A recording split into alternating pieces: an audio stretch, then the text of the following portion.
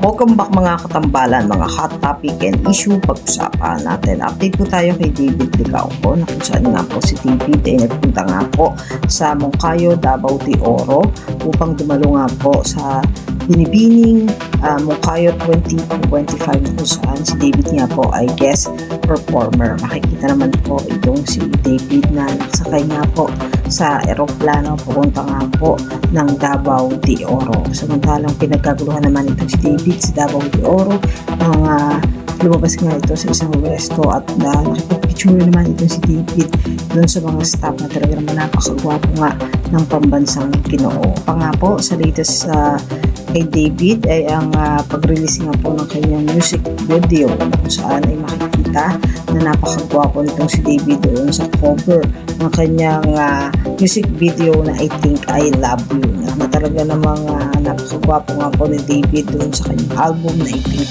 I Love You. Isa pa nga po ay ang pagpunta nitong si David sa kanyang mga restaurant na Sopa Cafe na talaga naman tutok-tutok itong si David bagamat sa kabilang ang mga tour nitong si David. At isa pa nga po ay ang interview ni David ng Rolling Stone Philippines na kung saan nga po ay interview nga itong si David tungkol sa mga business, ambition, disciplines bilang isang entrepreneur at ipapalabas nga po ang full interview nito sa Monday sa September 15. Yan po yung mga update natin ngayon kay David. Kayo mga katambalan, ano ang masasabi nyo? Mag-comment lang sa comment section at pag-usapan natin. Yan ang mga hot topic and issue dito lamang sa Tambalang JK.